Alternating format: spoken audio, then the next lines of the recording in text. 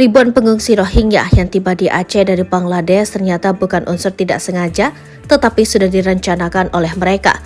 Hal itu terungkap dari pernyataan pengungsi Rohingya yang saat ini berada di penampungan sementara di Desa Kule, Kabupaten Pidie bersama 232 pengungsi Rohingya lainnya.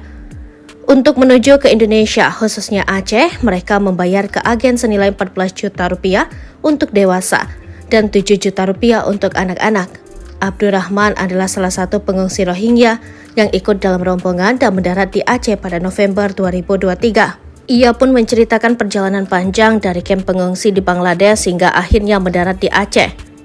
Perjalanan itu benar-benar menakutkan. Perjalanan laut selama 17 hari yang mengerikan. Kami harus menunggu hujan agar bisa minum, kata Abdo. Menurutnya, perjalanan ke Indonesia tidak gratis, tetapi harus membayar dan biayanya lebih murah dibanding ke Malaysia. Pengungsi Rohingya lainnya, Hairul Amin mengatakan, alasannya meninggalkan kamp di Bangladesh karena ingin menemukan kehidupan yang lebih baik. Ia berangkat bersama istri dan 3 anaknya dengan kapal yang sama dengan Abdu. Kami merasa seperti akan mati. Saya berharap akan ada kedamaian bagi kita di sini di Indonesia. Saya ingin anak-anak saya memiliki masa depan yang lebih baik dan mendapatkan pendidikan, ungkapnya. Hairul mengaku biaya yang dikeluarkan untuk ke Indonesia yakni 300.000 taka atau 42 juta rupiah untuk perjalanan keluarganya.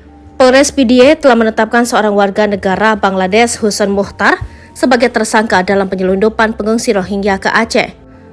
Kapolres Pidie AKBP Imam Asfali mengatakan Husan Muhtar merupakan kapten dari kapal yang membawa 147 Rohingya ditangkap mendarat di pesisir pantai Muara 3 pada 14 November 2023. Kini Husan Muhtar ditahan di Mapolres Pidie, sementara ada 3 orang lainnya masih menjadi daftar pencarian orang yakni Nababai, Sabar, dan Sahrangi.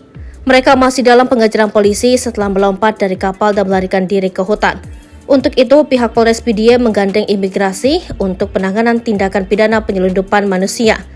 Informasi diperoleh pelaku inisial HM diduga memfasilitasi kapal kayu untuk mengangkut, membawa rombongan etnis Rohingya dari perairan Bangladesh, Myanmar, masuk ke perairan wilayah Indonesia. Mereka berjumlah 194 orang berangkat tanpa dilengkapi izin dan dokumen yang sah. Para tersangka mendapat keuntungan dari penumpang kapal yang harus membayar 50.000 taka atau 7 juta rupiah untuk anak-anak. Sedangkan dewasa dikenai tarif sebesar 100.000 taka atau 14 juta rupiah. Jika ditotal, agen mendapatkan uang 3,3 miliar rupiah.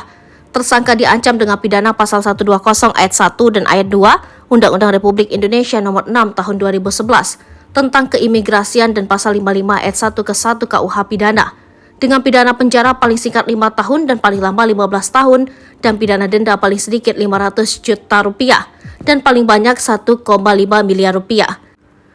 Selama November 2023, sudah 3 kali pendaratan Rohingya ke Pidie dengan total 573 pengungsi di bawah.